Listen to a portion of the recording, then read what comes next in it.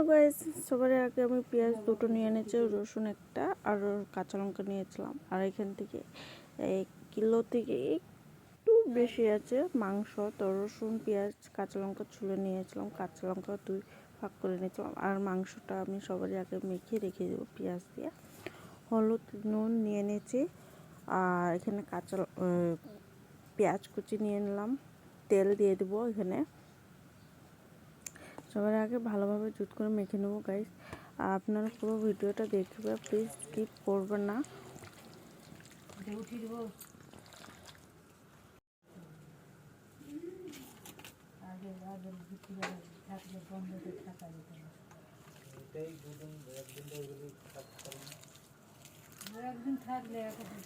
তো গাইস ভালোভাবে মাখা হয়ে যাচ্ছে এখন। তো এটাকে আমি ভালো 15 মিনিট রেখে দেবো। রাখার পরে মাংসটা মিন্স কি হয় যে খেতে অনেকটা টেস্ট লাগে। তো কড়াই তেল গরম হয়ে গেছে। আর এখন আমি পেঁয়াজগুলো ভেজে নেব। সব পেঁয়াজ, রসুন, কাঁচা লঙ্কা ভেজে এটাকে পেস্ট করব। একটা করে সব ভেজে নেব গাইস। আর সব ভেজে তারপর আমি এটাকে কী করবো, পেস্ট করে নেব।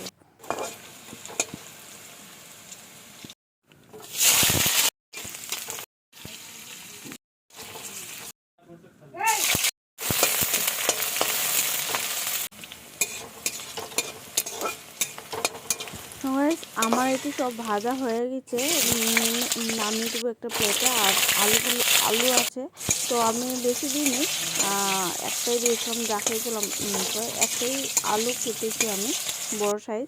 আর ওটাকে ভালোভাবে ভেজে নেব। আর সেই কড়াইয়ে আমি তেল অল্প দিয়ে দেবো, আরও দিয়ে তারপর এটাকে কী করব, আমি তেজপাতা দিয়ে দেবো। তেজপাতা দেওয়ার পরে আমি মাংসগুলো সব ঢেলে দেবো।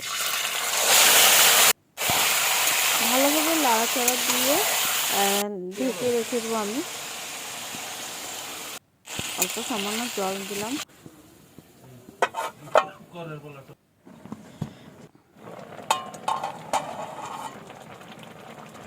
আর একটু লাড়া দিয়ে আবার ঢাকা দিয়ে রেখে দেবো।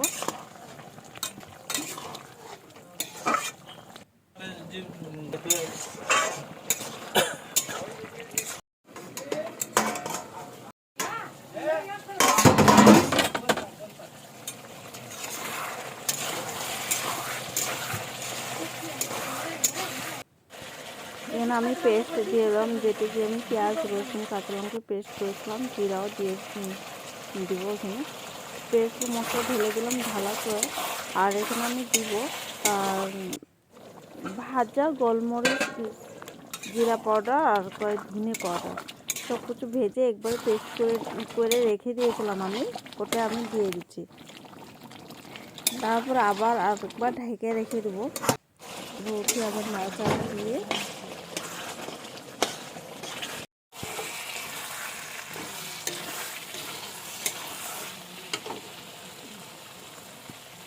তো আমার ভালোভাবে জুত করে ভাজা হয়ে গেছে। আর এখানে আমি গরম জল দেবো, ঠান্ডা জল একদমই না, গরম জল দিচ্ছি আমি এখানে।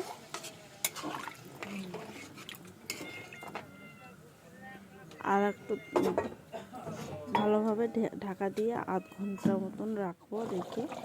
আর আমার রান্না অলমোস্ট ডান হয়ে যাচ্ছে, আর 10-15 মিনিট।